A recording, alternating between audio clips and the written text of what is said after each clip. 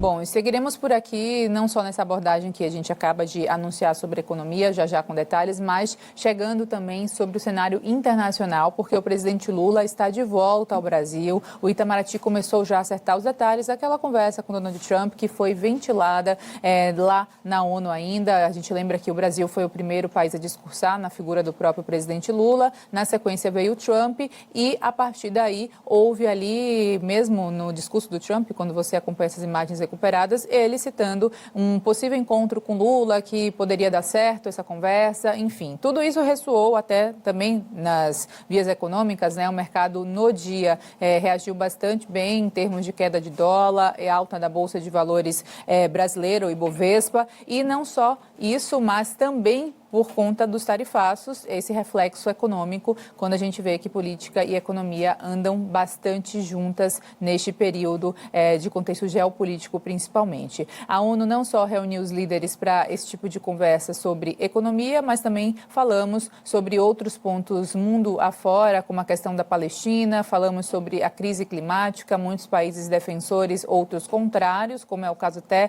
da não concordância nesse tema entre Brasil e Estados Unidos, e seguiremos agora acompanhando o saldo desse encontro das Nações Unidas e também sobre o encontro possível entre Lula e Trump. Não sabemos se vai ser pessoalmente, se vai ser por videoconferência, enfim, muita coisa a ser ainda acompanhada nessa volta da comitiva brasileira ao Brasil. Comigo aqui já chegou João Vieira ao estúdio. Tudo bom, João? Boa tarde. Tudo bem, Helene. Ótima tarde para você, para todo mundo que está acompanhando o Tarde Band News. Ótima quinta-feira. O que se diz, né, já está iniciando esse preparativo do lado do nosso Itamaraty, da Secretaria de Estado dos Estados Unidos, mas, claro, com a Casa Branca, de maneira geral, mais propriamente falando, de olho no que vai acontecer de fato, né? É muito improvável que o presidente Lula, ele até descartou ontem, né? Mas é muito improvável que ele viaje novamente aos Estados Unidos. Eu diria que é impossível que o Trump venha ao Brasil só para essa reunião acontecer. Então, deve ser realmente à distância isso, mas os termos disso ainda estão sendo tratados.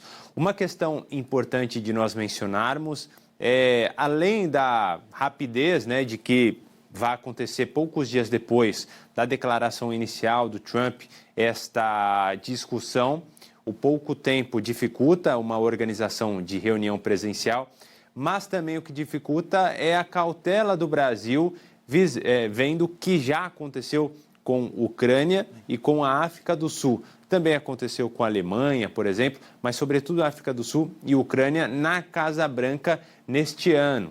Donald Trump encurralou Volodymyr Zelensky e também o Cyril Ramaphosa, o presidente da África do Sul. Até colocando, no caso do presidente sul-africano, um vídeo que é visto como totalmente mentiroso. Então, o Brasil fica com o pé atrás, naturalmente, de que algo semelhante possa acontecer com o presidente Lula. Mesmo que, na frente das câmeras, na coletiva de imprensa ontem à tarde, o presidente Lula tenha dito que o Trump vai respeitá-lo, até pela questão da idade, que ambos têm 80 anos e tal, mas, levando em conta esse histórico, claro que o Brasil fica não só com um, mas com dois pés atrás nessas discussões que vão acontecer a partir de agora, sobretudo levando em conta que, até dias atrás, poderíamos dizer que a relação entre os dois era terrível.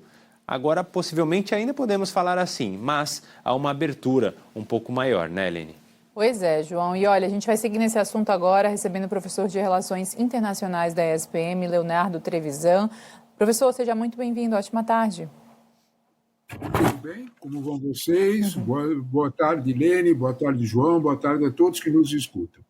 Vamos lá. Cautela sobre conversa entre Trump e Lula. Qual seria essa estratégia, na sua opinião, visto, né, tudo que a gente tem aqui com relação à relação entre os dois países? Ali na ONU teve um clima mais amistoso, mas mesmo assim a gente sabe que a gente precisa acompanhar o que é que vai vir depois desse encontro e daquelas trocas de falas e tal entre um e outro, principalmente do ponto de vista diplomático, estratégico e de diálogo multilateral, né, ou bilateral nesse caso. Professor, qual a sua análise a respeito?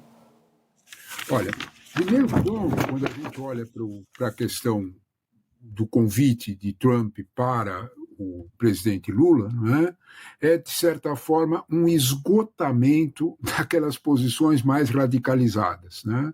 O discurso do presidente Lula na ONU deixou isso claríssimo. Né?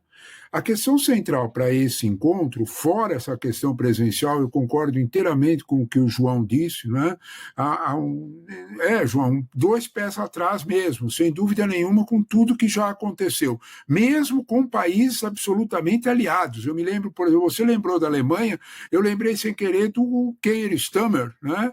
Um aliado histórico, o maior aliado possível dos Estados Unidos, a Inglaterra, que também teve a sua dose de humilhação no mesmo local. Então, o encontro presencial é problemático. Mas, sabe, Helene, eu penso que a questão central que agora move tanto o Itamaraty quanto a Secretaria de Estado americano é a pauta desse encontro. Né? Qual é o objetivo, qual é a função desse encontro? Eu acho que o Itamaraty tem uma cautela tão grande quanto ao local, quanto a essa pauta. Se a pauta incluir temas políticos muito sensíveis, exemplo, né? Voltar à insistência sobre a questão do judiciário brasileiro, né? Se incluir situações com as big techs, né? Lula deixou muito claro que isso é, a palavra exata no discurso, inegociável. Tarifas é uma outra situação. Né? Então, o ponto central, sabe, Lene, é perguntar, e eu acho que aí é que as 2 diplomacias estão debruçadas, né? Qual será a pauta desse encontro, qual será principalmente o objetivo dele. Trump é imprevisível. Pode ser, né? Mas eu acho que há formas bastante claras de você deixar esses objetivos e essa pauta bem definida.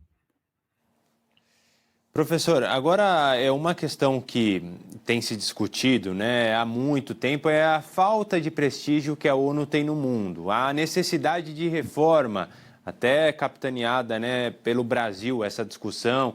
O presidente Lula ontem mais uma vez usou, aliás, esta semana, né, na terça-feira, mais uma vez usou a tribuna ali da Assembleia Geral da ONU para colocar isso em pauta. Mas, ao mesmo tempo, foi a ONU que propiciou essa possibilidade de uma aproximação entre esses aliados históricos, não é?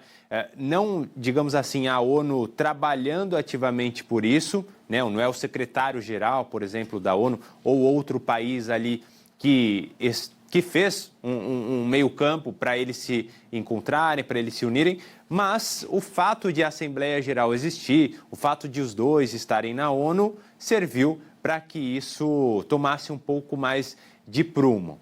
Até a revistas internacionais, como a Foreign Policy, né, que o senhor conhece muito bem, destacou este assunto. Você imagina que podemos ter novidades em relação a discussões sobre a importância das Nações Unidas depois de um fato importante, por exemplo, para o Brasil, e que pode significar também de grande importância para os Estados Unidos? Não há dúvida nenhuma. O primeiro ponto que tem aí, você destacou bem, João, né? Que é a questão do seguinte, né? O espaço ONU, vamos chamar dessa forma, né?